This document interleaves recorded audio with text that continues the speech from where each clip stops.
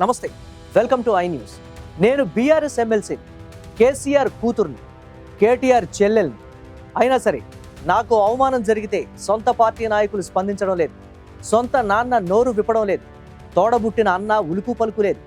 Congress party నాయకులైనా స్పందించారు, తీవ్రంగా ఖండించారు. మన నాయకులకు ఏమైంది? మన పార్టీ వాళ్ళకన్నా కాంగ్రెసే నయం కాదా? ఇది బీఆర్ఎస్ ఎమ్మెల్సీ కల్వకుంట్ల కవిత ఆవేదన. ఎమ్మెల్సీ తీన్మార్ మల్లన చేసిన కామెంట్లపై, తన అనుకున్న వాళ్ల స్పందనపై కవిత తీవ్రంగా కలత చెందుతున్నారు.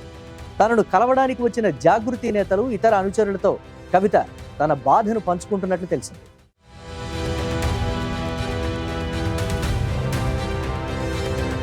ఎమ్మెల్సీ తీన్మార్ మల్లన్న తనపై అనుచిత వ్యాఖ్యలు చేశారంటూ బాధపడుతున్న తెలంగాణ జాగృతి అధ్యక్షురాలు కల్వకుంట్ల కవితకు అంతకు మించిన ఆవేదన మరోటి కలుగుతుంది.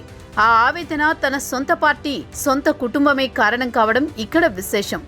కంచం పొత్తు, మంచం పొత్తు అంటూ కవితపై తీన్మార్ మల్లన్న కామెంట్లు చేసిన తర్వాత చాలా తతంగం జరిగింది. తెలంగాణ జాగృతి కార్యకర్తలు, కవిత అనుచరులు తీన్మార్ మల్లన్నకు చెందిన క్యూ న్యూస్ ఆఫీస్పై దాడి చేశారు. కవిత నేరుగా వెళ్లి అటు పోలీసులకు, ఇటు శాసన మండలికి పెద్దలకు మల్లన్నపై ఫిర్యాదు చేశారు. రాష్ట్ర వ్యాప్తంగా కొందరు మల్లన్నకు అనుకూలంగా, మరికొందరు కవితకు అనుకూలంగా మాట్లాడుతున్నారు.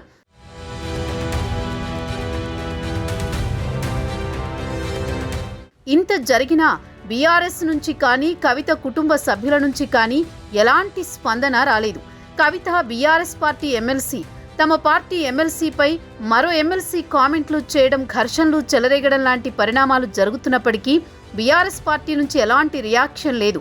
సాధారణంగా అయితే తమ పార్టీ ప్రజాప్రతినిధులు ఏమాత్రం ఇబ్బంది కలిగినా బీఆర్ఎస్ నాయకులు స్పందిస్తారు.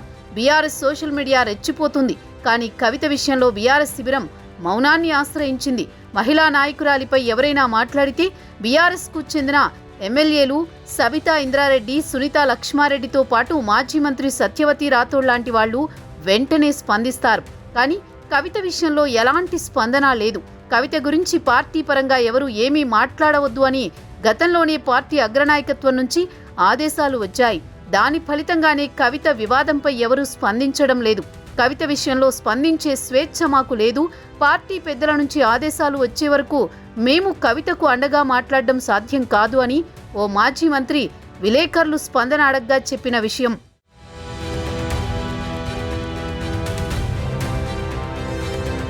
బీఆర్ఎస్ నుంచి, ముఖ్యంగా తన కుటుంబ సభ్యుల నుంచి ఎలాంటి స్పందన లేకపోవడాన్ని కవిత జీర్ణించుకోలేకపోతున్నారు.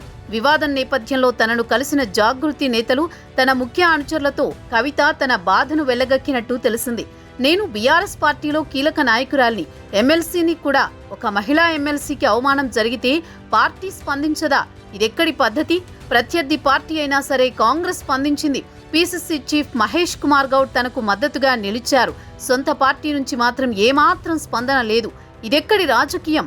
మనవాళ్లకన్నా కాంగ్రెస్ వాళ్లే నయం కాదా అని కవిత తీవ్రంగా కలత చెందినట్టు సమాచారం. తన తండ్రి కేసీఆర్ గాని, తన అన్న కేటీఆర్ గాని ఒక్క మాట మాట్లాడకపోవడాన్ని కూడా కవిత తట్టుకోలేకపోతున్నారని తెలిసింది. ఎక్కడ ఎవరికి అన్యాయం జరిగినా సరే వెంటనే ట్వీట్ చేసే కేటీఆర్ సొంతింటి ఆడపడుచు విషయంలో ఎందుకు స్పందించడం లేదంటూ బాధను వెళ్లగక్కారని సమాచారం.